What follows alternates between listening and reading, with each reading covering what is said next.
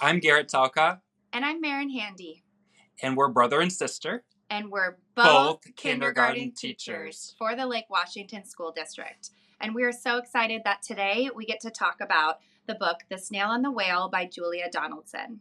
The story starts with a very curious snail living on a rock who is so curious about what else is out there in the big world. And she decides to write a message on a rock, which is seen by a humpback whale swimming by. They decide to befriend each other and go on some adventures together.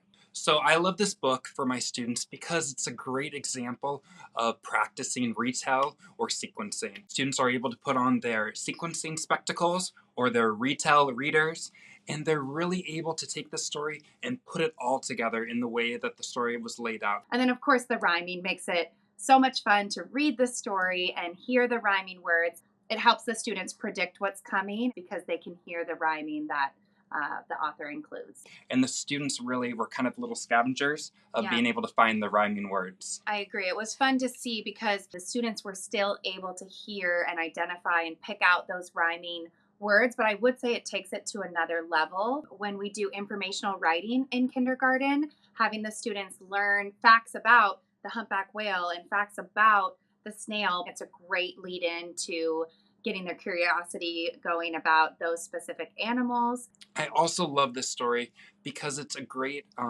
book to incorporate in the sciences. You're able to talk about animals and their different habitats and how we have habitats are different depending on the different places in the world. And we're also able to scaffold it up even higher and talking about the tide pattern. Having this big problem in the story, I think, is a great opportunity for students to really evaluate what happens in that moment. What do you do in those kind of intense situations? And also, it's a great moment to talk about what's the difference between a small problem and a big problem. We talk in our classrooms that small problems are typically ones that a student can fix themselves, but a big problem, you need to fix it with yourself plus others. And this is a great example of that snail coming to the rescue and getting others within the community to save the day. The problem solving that you see in this story is also an opportunity to talk about friendship, too. The snail and the whale just met, just became friends, and now are exploring the world.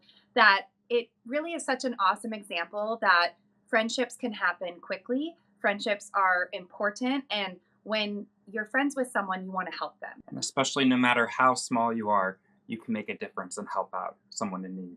I would hope that my students have a craving for adventure and a drive to go out and explore the world more and see beyond their walls of their town and their home, and that they also want to go and seize adventures for the rest of their life.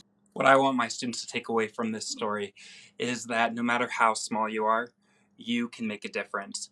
And when we come together, we can make an even bigger impact. This book is great for sequencing and incorporating the sciences. It's also great for informational writing, detailed writing, and especially rhyming. We're so excited for you to share this book with your classroom. We know your students would love it as much as ours did.